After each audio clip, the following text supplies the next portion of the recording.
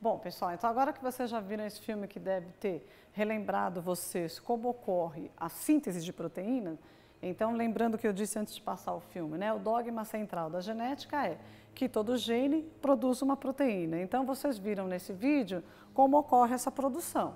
Então a gente tem o DNA no núcleo da célula, né? Que ele se abre, uma cópia dele é feita na forma de RNA mensageiro, esse RNA mensageiro vai ao citoplasma, ele entra dentro dos ribossomos, onde ocorre o encaixe com os RNAs transportadores que trazem os aminoácidos. O conjunto desses aminoácidos é o que nós chamamos de proteínas. Muito bem, a nossa questão é a respeito do milho transgênico. Então, o que acontece aqui quando a gente tem um indivíduo, um organismo que é transgênico, né? Um alimento, muitas vezes dito. O que acontece é que a gente vai ter uma mistura de material genético entre as espécies. Então, por exemplo, se eu pretendo que o meu milho tenha uma determinada característica que é produzida por uma proteína que ele não tem, então a ideia é que eu busque em outro organismo de uma outra espécie o gene que produz essa proteína que dá a característica que eu desejo. Por exemplo, se eu achar que uma determinada bactéria possui um gene que vai fazer com que o meu milho fique maior, por exemplo, ou que ele fique mais nutritivo, né, de modo que ele vá ter um valor comercial maior, então o que eu faço? Resumidamente, a gente vem até esta bactéria, a gente corta o trecho do gene dela que nos é interessante, vamos supor que seja esse aqui, né? Eu retiro, evidentemente não é tão simples assim, né, gente? Evidentemente que a gente vai precisar de um laboratório super equipado, alta tecnologia, mas a lógica é essa. A gente corta o gene, retira esse gene daqui, aí a gente insere ele em vetores, tá certo? Opa! Vou até desenhar de outra cor aqui, que é para não dar confusão, né? Então, eu vou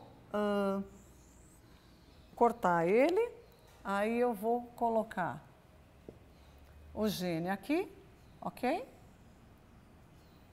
E eu vou arrumar uma forma desse gene entrar no milho, né? Então, eu estou fazendo aqui o uso de um vetor, ok? Esse vetor pode ser dos mais variados tipos, ele pode ser vírus e ele pode, nesse caso, ser um plasmídio, tá certo? Um plasmídio da própria bactéria, tá certo? Então, eu posso pegar eu recorto aqui um fragmento, coloco o gene de interesse e agora eu vou jogar esse gene para o meu milho. Muito bem. Se eu jogar ele no milho adulto, talvez eu não obtenha o sucesso desejado, mas se eu colocar nas sementes de milho, pode ser que isso dê mais certo, porque essas sementes vão ainda fazer uma série de mitoses para o desenvolvimento dessa planta. Muito bem, então, teoricamente, a questão está se referindo a essa inserção de genes de uma espécie em outra espécie, de modo que, com isso, eu vá ter uma melhora na espécie que recebeu o gene. Muito bem, então vamos olhar as alternativas em resposta. Então vamos lá, nós temos a resposta certa aqui já é a alternativa E. Então, a pergunta é, a característica de interesse será manifestada em decorrência da tradução do RNA mensageiro sintetizado a partir do DNA recombinante. Vamos lá, por que essa é a resposta certa?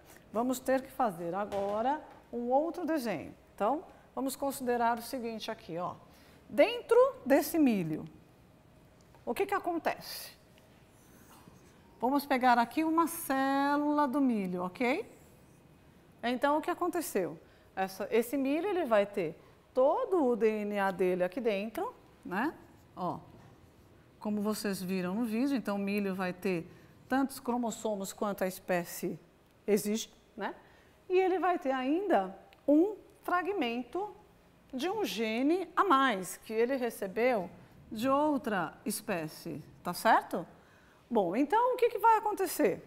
De acordo com a síntese proteica que nós temos aí, nós vamos ter que esse DNA ele vai se abrir, vai ser feita uma cópia dele na forma de RNA mensageiro, né? Então, se eu tivesse que tentar representar, seria uma coisa mais ou menos assim, né?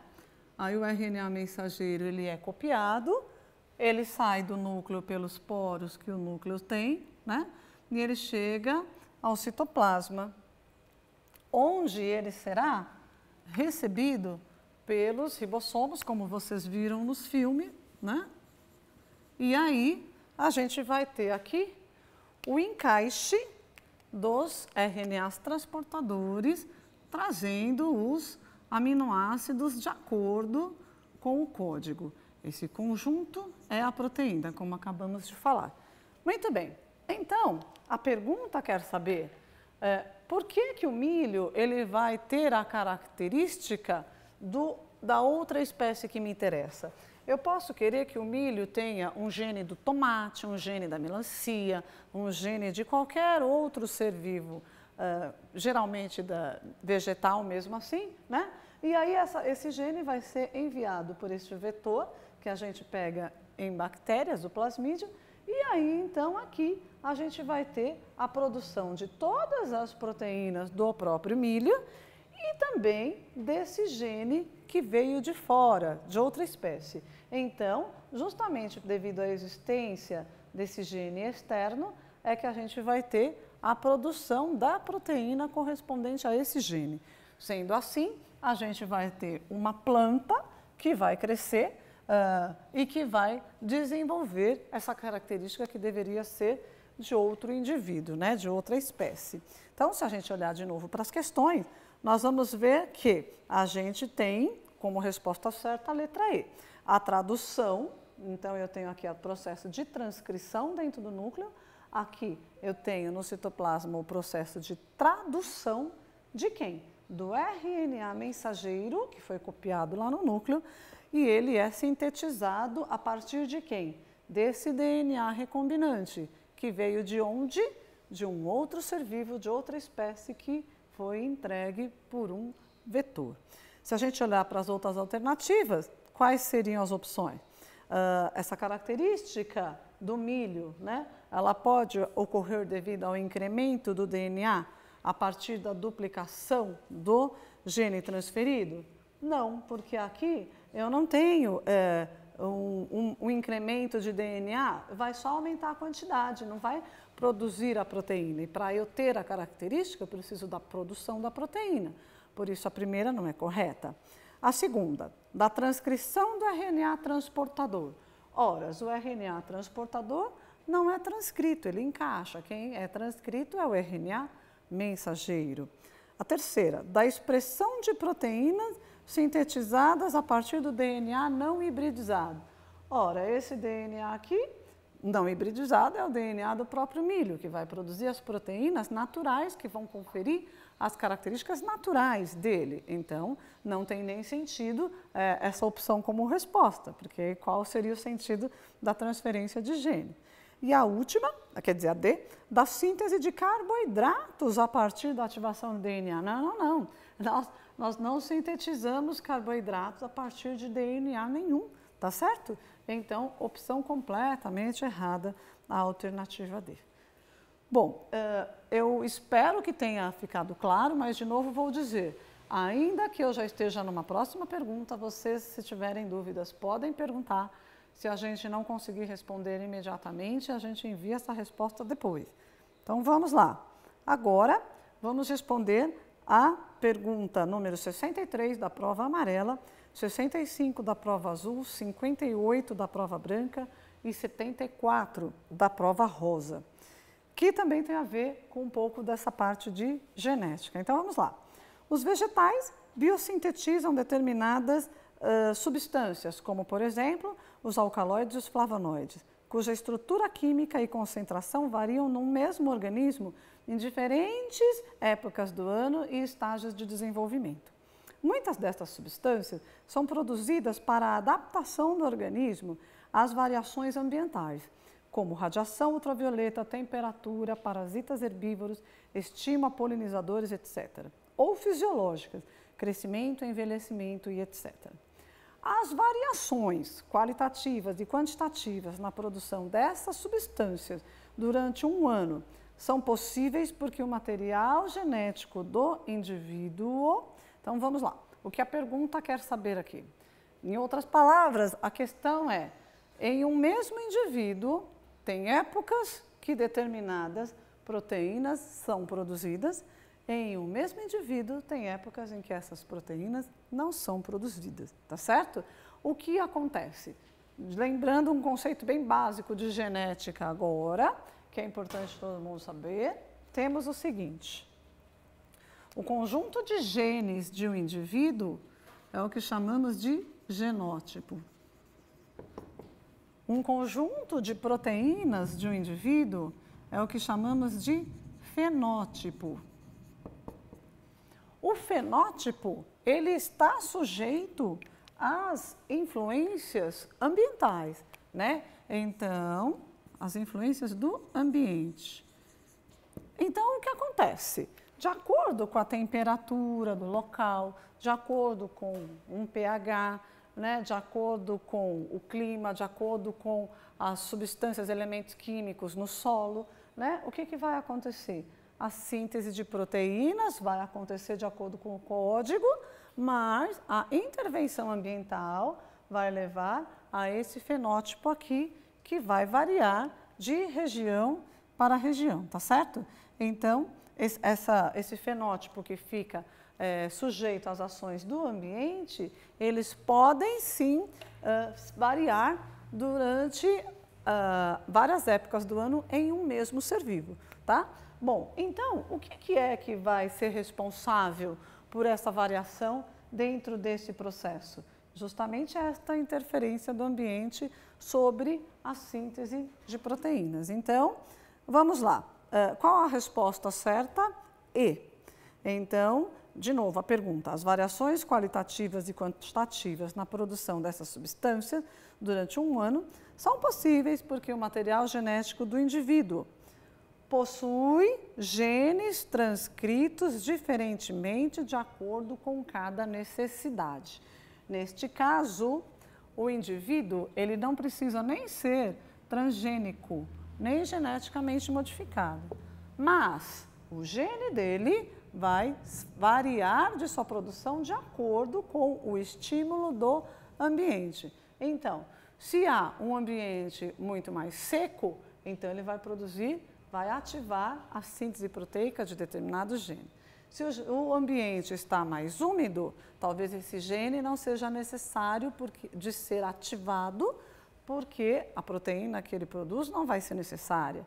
Então, dependendo dessa condição, outro gene vai ser ativado, outra proteína vai ser produzida, né? Então, nesse sentido, para responder essa pergunta, a gente precisa compreender o quanto o ambiente vai ser um estímulo para a síntese proteica, tá certo? Então, se a gente olhar para as outras opções em resposta, será que o material genético do indivíduo sofre constantes recombinações para adaptar-se? Não. Para um indivíduo se adaptar, não há a menor modificação em seu material genético. Aliás, daqui a gente poderia fazer uma discussão sobre o que Lamarck e Darwin entenderam por adaptação dos seres vivos, né? É diferente, outra conversa que vai ficar para uma outra aula. Vamos lá, alternativa B. Muda ao longo do ano em diferentes fases da vida. Não, material genético de nenhum ser vivo muda ao longo de ano. O DNA, ele vai ser sempre o mesmo. O que vai mudar é a influência do meio sobre a síntese de produção dessas proteínas desse indivíduo. Letra C. Cria novos genes para a biossíntese de substâncias específicas. Genes não se criam dentro de um mesmo indivíduo, então essa opção também não é válida. Altera a sequência de bases nitrogenadas para criar novas substâncias, ou seja, em outras palavras, estamos dizendo de novo que ocorre uma mutação aqui. Não, o ser vivo tem seu material genético vai ser imutável ao longo de sua vida, em um primeiro momento, né? E o que vai acontecer é que esses estímulos vão modificar a produção dessas proteínas, estímulos ambientais. Bom, vamos agora passar para uma próxima pergunta, que é a pergunta número 47 da prova amarela, 62 da prova azul, 55 da prova branca e 71 da prova rosa, que diz o seguinte: não é de hoje que o homem cria artificialmente variedades de peixes por meio da hibridação. Esta é uma técnica muito usada pelos cientistas e pelos piscicultores, porque os híbridos resultantes, em geral, apresentam maior valor comercial do que a média de ambas as espécies parentais, além de reduzir a sobrepesca no ambiente natural. Essa matéria foi tirada da revista Terra da Gente e foi adaptada. Sem controle, esses animais podem invadir rios e lagos naturais, se reproduzir e, vamos lá, se reproduzir e pode originar uma nova espécie poliploide. Que seria uma nova espécie poliploide? Uma espécie com várias cópias de seu DNA. Todas as espécies têm uma cópia de material genético que herdou da mãe e outra que herdou do pai. No caso aqui, seria como se tivesse várias cópias de material que veio da mãe e do pai. Não é esse o caso. Letra B. Substituir geneticamente a espécie natural? Nesse caso, é essa a resposta certa e nós já vamos ver por quê. Ocupar o primeiro nível trófico no habitat aquático é como se esse peixe fosse um super peixe e que fosse comer todos os outros, virou o tubarão, né? E não é isso que ocorre. Letra D. Impedir a interação biológica entre espécies parentais vai impedir que outros peixes interajam entre si? Não. E letra E. Produzir descendentes com código genético modificado? Também não. Eu vou pedir para a produção apresentar para vocês um outro slide, onde a gente consegue entender o que vem a ser, entender, ou pelo menos visualizar, né, o que vem a ser um indivíduo híbrido, né? Então, vamos lembrar que o Joseph Gottlieb Couretou, né, não sei exatamente como fala o nome dele, mas lá no século XVIII já foi o primeiro a fazer essas técnicas de hibridação de animais e de vegetais, né? Então, o que seria essa técnica de hibridação? Seria a gente misturar ou combinar material genético de espécies diferentes para que a gente possa ter um indivíduo com a combinação dos dois. Seria, em outras palavras, o início dessa outra pergunta aqui. Então, antes da gente ter essa tecnologia de DNA recombinante para inserir genes de uma espécie em outra, tá certo?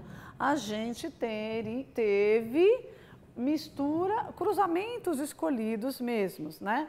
O que acontece muito em cães, quando você mistura cães de uma raça com de outra raça e tem raças novas, né? Então, aqui, desde esse século XVIII, que a gente tem essas tentativas de misturar material genético de espécies diferentes. Então, vocês veem aí um peixinho, né, que ele tem, não é evidentemente esse o peixinho da questão, mas ele tem uma cauda coloridinha, quando ele, na verdade, ele herdou a cauda de uma outra espécie e ele inteiro é de uma espécie diferente da cauda, fica evidente pela foto, né? A gente tem também aí essa zebra-cavalo, que nos parece que não é verdade, que é apenas uma montagem, né, de fotos, mas que representa muito bem o que seria um indivíduo híbrido, né? Por que a gente faz essa hibridização, né? Hibridação de seres vivos? Porque o objetivo ele vai ser sempre comercial, né? Então, se a gente consegue hibridar os peixes conforme a questão, nós vamos ter um peixe maior. É o caso que a gente encontra muito em supermercados, os salmões estão crescendo cada vez mais, né? Então, filé de salmão está cada vez maior. Maior por quê? Porque ocorre essa hibridação aqui e a gente tem então as espécies, a hibridação das espécies leva à formação de indivíduos que são maiores, portanto com mais carne, portanto economicamente, comercialmente mais interessantes, né, para o produtor. Bom, vamos voltar agora à nossa questão para a gente entender como é que ficou aqui. Vamos lá. Tá. Então, se eu tenho um indivíduo que é uma mistura de duas espécies, então qual é, sem controle, né? Então, esses animais podem invadir rios e lagos naturais, se reproduzir e, se eu não tiver o controle de onde eles estão, se ele puder atingir rios e ir para outros locais, eles certamente vão continuar se reproduzindo e, como eles são maiores, né, eles vão tender a substituir geneticamente a espécie natural. Por quê? Eles vão ter uma tendência a ficarem melhor adaptados e, portanto, eles vão, na competição entre as espécies, eles vão ter mais vantagens, né? É como se fosse, voltando na história da ideia da adaptação mesmo, e seleção natural, é como se esses animais fossem equivalentes às girafas de pescoço mais comprido. Então, eles vão ter condições de sobreviver melhor nesse meio do que as espécies que lhe deram origem. Então, o risco aqui da gente não ter esse controle pelos piscicultores é que a gente possa perder as espécies parentais pelas suas, pela invasão mesmo desses híbridos. Ok? Muito bem, pessoal, ainda não estou sabendo de ninguém que mandou alguma pergunta. Será que as minhas explicações estão tão perfeitas hoje que ninguém tem nenhuma dúvida no que eu estou falando? Não é possível isso.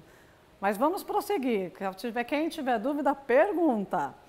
Vamos lá. Agora nós vamos entrar num bloco de questões que vai falar sobre algumas doenças. Então, vamos responder às questões 75 da prova amarela, 87 da prova azul, 74 da prova branca, 53 da prova rosa. Então, essa pergunta fala sobre a doença de Chagas. Então, vamos lá. A doença de Chagas afeta mais de 8 milhões de brasileiros, sendo comum em áreas rurais. É uma doença causada pelo protozoário Trypanosoma cruzi e transmitida por insetos conhecidos como os barbeiros ou chupanças. Uma ação do homem sobre o meio ambiente que tem contribuído para o aumento da doença é... Bom, primeiro, antes de a gente já sabe aqui qual é a resposta certa, mas eu gostaria que vocês observassem esse vídeo que nós vamos apresentar para vocês. E aí a gente continua para ver a resposta certa. Vamos lá.